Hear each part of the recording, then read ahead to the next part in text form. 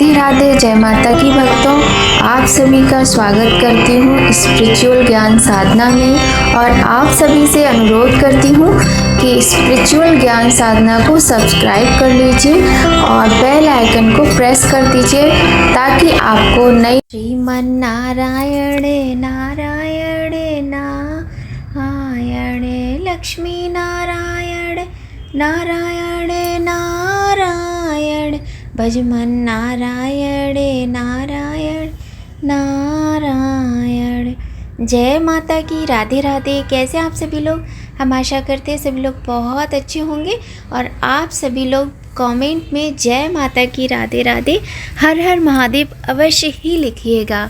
आप सभी का बहुत बहुत स्वागत है स्पिरिचुअल ज्ञान साधना में। तो जैसा कि आप सभी जानते हैं, आज की ये जो वीडियो है ये है कार्तिक पूर्णिमा कब मनाई जाएगी। कार्तिक मास में कार्तिक की जो पूर्णिमा होती है इसका बहुत अधिक महत्व होता है। वैसे तो पूरा कार्तिक का महीना ही भगवान विष्णु को समर्पित है, भगवान दामोदर को समर्पित है। पूरे मास तुलसी माता की पूजा और शालिग्राम जी की सेवा का विशेष विधान होता है। कार्तिक मास में दीपदान का अपना एक अलग ही महत्व होता है। पूरा महीना ही ऐसा होता है जिसमें दीपदान, कार्तिक स्नान, भगवान की सेवा का लोग संकल्प लेते हैं और पूरे महीने बहुत ही सुंदर तरीके से करते हैं। प्रभात फेरियां निकलती हैं, मंदिरों में कथाएं चलती हैं तुलसी माता की, शालिग्राम भगवान की। कहने का तात्पर्य ये है कि संपूर्ण कार्तिक का महीना भक्ति भाव से भरा हुआ होता है। इस महीने में दान, पुण्य, जप, तप, लोग संकल्प लेकर पूरे महीने भगवान की पूजा करते हैं, स्नान करते हैं जल्दी उठकर। अब हमारे 2023 में कार्तिक महीने का ये अंतिम चरण चल रहा है, जो कि अब अंतिम दिन बचे हैं कार्तिक पूर्णिमा के। तो आज की वीडियो में हम यही बात करेंगे। तो देखिए, 26 नवंबर और 27 नवंबर दोनों ही दिन कार्तिक पूर्णिमा का दिन रहेगा। कार्तिक पूर्णिमा की जो तिथि है वो 26 और 27 दोनों ही दिन रहेगी। 26 तारीख को हम पहले ही आपको एक वीडियो अपलोड कर चुके हैं कि पूर्णिमा तिथि कब से प्रारंभ हो रही है और कब तक रहेगी। तो एक बार फिर से बता देते हैं कि कार्तिक पूर्णिमा 26 नवंबर दिन रविवार को दोपहर में 3:26 पर प्रारंभ हो जाएगी, जो कि 27 नवंबर दिन सोमवार को दोपहर में 2:46 तक रहने वाली है। तो आप जो लोग कार्तिक पूर्णिमा का व्रत करते हैं वो 26 नवंबर को भी कर सकते हैं और 27 नवंबर को भी कर सकते हैं। और देखिए 26 नवंबर को आपको चंद्रोदय व्यापिनी तिथि मिल रही है पूर्णिमा की। सूर्योदय तिथि में चतुर्दशी तिथि रहेगी और दोपहर से प्रारंभ हो रही पूर्णिमा तिथि। उसके बाद सोमवार को 27 नवंबर को सूर्योदय व्यापिनी पूर्णिमा तिथि आपको मिलने वाली है। तो जो लोग व्रत रखते हैं वो दोनों में से किसी भी दिन व्रत रख सकते हैं।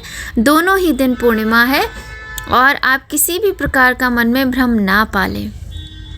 रही बात देव दीपावली की, तो वैसे तो देव दीपावली मनाने का जो शुभ मुहूर्त होता है वो प्रदोषकालीन माना जाता है और प्रदोषकालीन पूर्णिमा हमें मिल रही है 26 नवंबर 2023 दिन रविवार को। तो आप इस दिन देव दीपावली मना सकते हैं। इसके अतिरिक्त 365 बातियों का जो दीपदान होता है वो भी आप प्रदोष काल में 26 नवंबर दिन रविवार को कर सकते हैं। इसके अतिरिक्त यदि कोई भी व्यक्ति किसी भी कारण से 26 नवंबर को नहीं कर पा रहा है तो वो 27 नवंबर को अवश्य ही करे। 27 नवंबर 2023 दिन सोमवार को आप दीपदान, पूजन, व्रत इत्यादि कर सकते हैं। पूर्णिमा तिथि में भगवान सत्यनारायण की कथा का विशेष नियम होता है और आप व्रत रखें और भगवान सत्यनारायण की कथा स्वयं भी कर सकते हैं, और नहीं तो आप किसी पुरोहित, विद्वान ब्राह्मण को बुलाकर अपने घर में भगवान सत्यनारायण की कथा करा सकते हैं। देखिए, जिन घरों में बहुत अधिक कलह रहता है, घरों में लक्ष्मी प्राप्ति तो होती है किंतु लक्ष्मी रुकती नहीं है। वैसे तो हम बहुत सारे वीडियो बनाते रहते हैं इस चीज़ से संबंधित, लेकिन एक बार फिर से आपको बता रहे हैं, सबसे पहले तो आपके घर में जो लक्ष्मी है, चाहे वो माँ है, चाहे वो बहन है, चाहे वो पत्नी है, चाहे वो बेटी है, उनका सम्मान कीजिए, अपनी बेटियों को प्यार कीजिए। बेटियां तो देवियां समान होती हैं। पत्नी का कभी भी अपमान मत कीजिए। किसी भी, कहने का तात्पर्य है कि आपके घर में जो भी स्त्रियां हैं, किसी का भी अपमान मत कीजिए और बहुत ही अच्छे से उनको रखा कीजिए, उनका सम्मान कीजिए। तो माता लक्ष्मी की कृपा तो सदैव बनी ही रहती है। साथ ही आपको उनका आशीर्वाद प्राप्त होता है और कभी भी लक्ष्मी की कमी घर में नहीं होती है। तो इस प्रकार से आप पूर्णिमा का व्रत कर सकते हैं। पंडित जी को बुलाकर कथा हवन इत्यादि कराएं। घर से नकारात्मकता दूर होती है, लक्ष्मी की प्राप्ति होती है, घर में सुख शांति आती है और सकारात्मकता का बहुत अधिक प्रभाव होता है, जिसके कारण से घर में खुशियाँ आती हैं। ठीक है। इसके अलावा अब हम बात करते हैं कि कार्तिक में जो पूर्णिमा का स्नान होता है, तो देखिए 26 को भी पूर्णिमा है और 27 को भी पूर्णिमा है, लेकिन जो गंगा स्नान का जो महत्व है वो 27 तारीख दिन सोमवार को जो पूर्णिमा है उस दिन अधिक रहेगा। स्नान दान की पूर्णिमा आपको 27 नवंबर को ही मनानी चाहिए। इस दिन आपको देखिए दान करने का अब हम समय भी आपको बताते हैं। जो लोग पूर्णिमा पर दान करते हैं, आप भूमि दान कर सकते हैं, गौ दान करते हैं, लोग स्वर्ण दान करते हैं, चांदी का दान करते हैं और जो भी खाने पीने के अन्न का दान करते हैं, ऊनी वस्त्रों का दान करते हैं। दान करने के लिए बहुत सारी चीज़ें होती हैं। जो भी आपको दान करना है आप प्रातःकाल ही स्नान करने के बाद ही दान कीजिए। शाम के समय दान करना निषेध माना गया है। पूर्णिमा तिथि पर शाम के समय दान नहीं करना चाहिए। यदि आप किसी नदी सरोवर पर गंगा स्नान करते हैं तो बहुत ही शुभ माना जाता है। आप यकीन नहीं करेंगे, लेकिन लोग विदेशों से भी कार्तिक पूर्णिमा पर स्नान करने के लिए अपने देश में आते हैं, हमारे भारत में आते हैं, क्योंकि गंगा स्नान का बहुत अधिक महत्व होता है। कार्तिक पूर्णिमा को त्रिपुरारी पूर्णिमा भी कहा जाता है। भगवान भोलेनाथ ने इस दिन त्रिपुरासुर राक्षस का वध किया था। इसके अतिरिक्त भगवान विष्णु ने मत्स्य अवतार लिया था और कहा जाता है कि कार्तिक पूर्णिमा के दिन भगवान विष्णु का जल में ही स्थान माना गया है। तो इस प्रकार से पूर्णिमा की तिथि जो है वो हर तरह से बहुत अधिक शुभ और महत्वपूर्ण मानी जाती है। आप अच्छे से व्रत कीजिए, पूजा कीजिए, कथा कीजिए। और आज हम कुछ ऐसे स्थान पर हैं जहाँ बहुत ज़्यादा आवाज़ें आ रही हैं, तो आप लोगों से विनती है कि आप लोग थोड़ा सा उसको इग्नोर कीजिएगा। और आप सभी से प्रार्थना है कि अगर आपने अभी तक हमारे चैनल को सब्सक्राइब नहीं किया है तो जल्दी से कर लीजिए और बेल आइकन को प्रेस कर दीजिए, ताकि आपको इम्पॉर्टेंट वीडियोस का नोटिफिकेशन मिलता रहे। और आपको किसी भी प्रकार की कोई जानकारी चाहिए, यदि हमें उस चीज़ का ज्ञान होगा तो हम आपके साथ ज़रूर शेयर करेंगे। आप कमेंट बॉक्स में हमसे किसी भी तरह का प्रश्न कर सकते हैं। तो बात कर रहे थे हम कार्तिक मास की पूर्णिमा तिथि की। पूर्णिमा तिथि जो होती है, इस दिन गंगा स्नान का बहुत अधिक, पूरे वर्ष में पूर्णिमा पे और अमावस्या पे गंगा स्नान का महत्व होता है, किंतु कहा जाता है जो ये कार्तिक की पूर्णिमा होती है, इस दिन का विशेष नहीं, अत्यंत विशेष महत्व होता है। हमारे शास्त्रों के द्वारा ये बात हमें बताई गई है। कार्तिक मास की पूर्णिमा पर भगवान कार्तिकेय का जन्म भी हुआ था, ऐसा भी माना जाता है। इस पूर्णिमा पर इतने इतने शुभ और महान कार्य हुए थे। देखिए, भगवान भोलेनाथ ने त्रिपुरासुर राक्षस का वध किया था, भगवान विष्णु और भोले बाबा का मिलन हुआ था, भगवान विष्णु ने मत्स्य अवतार लिया था और हमारे कार्तिकेय भगवान का जन्म हुआ था।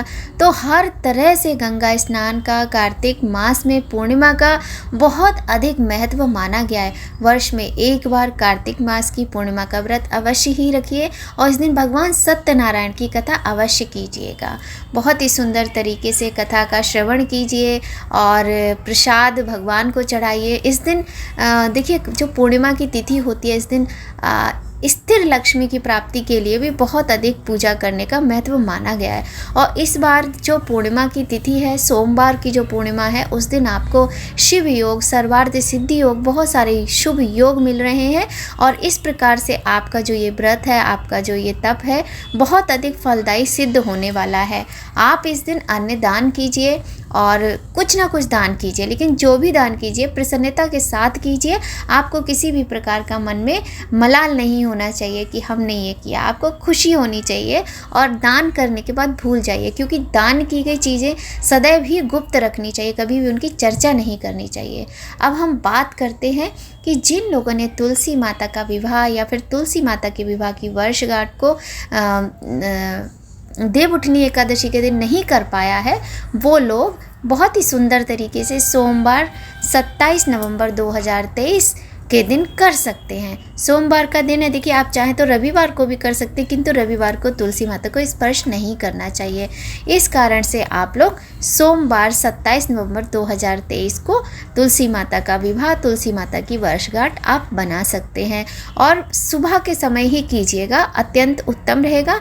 क्योंकि ये जो तिथि पूर्णिमा की हमें मिल रही है वो सूर्योदय में मिल रही है और दोपहर तक मिल रही है। वैसे आप शाम को भी कर सकते हैं, क्योंकि जो तिथि हमें सूर्योदय में मिलती है उसी तिथि को मान्य समझा जाता है, किंतु आप चाहें तो सुबह में भी कर सकते हैं।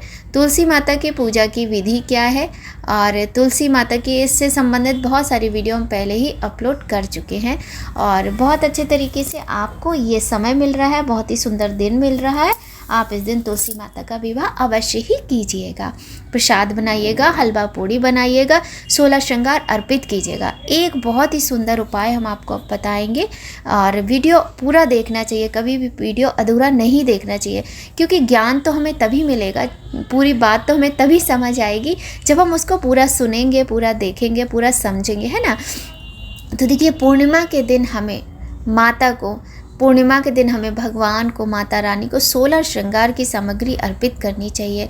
16 श्रृंगार नहीं कर सकते तो जो भी सामान आपके पास उपलब्ध हो आप अर्पित कीजिए। कहा जाता है जो लोग पूर्णिमा के दिन 16 श्रृंगार अर्पित करते हैं और दान करते हैं, उनके जीवन में कभी भी दुर्भाग्य नहीं आता है, वो स्त्रियां सदा सुहागन रहती हैं, ऐसा माना जाता है। बहुत ही सुंदर उपाय है और आप इस प्रकार से कर सकते हैं। दान के साथ में आप 16 श्रृंगार के सामग्री भी दान कर सकते हैं। तो आज की वीडियो में बस इतना ही। हम आशा करते हैं आज की जो ये वीडियो है वो हमारी आपको बहुत अधिक लाभप्रद रहेगी। यदि आपके लिए हमारी वीडियो थोड़ी भी उपयोगी हो तो हमें अत्यंत प्रसन्नता होगी और हमें लगेगा जैसे हमें ईश्वर का आशीर्वाद प्राप्त हुआ। अंत में हम आपको एक छोटा सा उपाय और बताएंगे। देखिए, हम लोग पूर्णिमा तिथि हो या अष्टमी तिथि हो या कोई भी माता लक्ष्मी का दिन हो, माता लक्ष्मी से हमें विनती करनी हो। देखिए, लक्ष्मी के बिना तो संसार अधूरा है, बिना लक्ष्मी के तो खुशियाँ आती ही नहीं है। तो लक्ष्मी की ज़रूरत तो सबको रहती है, आप सभी इस बात को भली भांति जानते हैं, सभी को ज्ञान है इस बात का। तो देखिए, हम लोग खीर का भोग लगाते हैं माता को, हम लोग आंवले का भोग लगाते हैं, हम लोग फलों का भोग लगाते हैं, हम लोग कमल का फूल चढ़ाते हैं, माता रानी को हलवा पूड़ी का भोग लगाते हैं। किंतु बहुत ही छोटी सी एक चीज़ है जो माता को अत्यधिक प्रिय है, शहद। आप पूर्णिमा के दिन भगवान भोलेनाथ को, भगवान नारायण को, माता लक्ष्मी को शहद का भोग लगाइए। 2 बूंद शहद का जो भोग है ना, वो आपके जीवन को बदल सकता है। माता को शहद का भोग लगाएं, उसके बाद में वो शहद प्रसाद स्वरूप आप ग्रहण करें, माता से विनती करें स्थिरवास के लिए। माता सदैव सहाय होती हैं। तो बहुत ही सुंदर उपाय हैं, छोटे छोटे से आप कर सकते हैं। और आप माता को हल्दी की 2 गांठ चढ़ाएं, ज़्यादा नहीं। एक लाल कपड़ा लीजिए, लाल कपड़े में माता को 2 हल्दी की गांठ, और जो पीली कौड़ी आती हैं 5 पीली कौड़ी लीजिए। गोमती चक्र आपको 2 लेने हैं, 2 गोमती चक्र, ध्यान से सुनिएगा। 5 पीली कौड़ी और 2 हल्दी के टुकड़े। यदि आपके पास चांदी का कोई टुकड़ा है या चांदी का सिक्का है, उसको भी इस लाल कपड़े में आपको रखना है।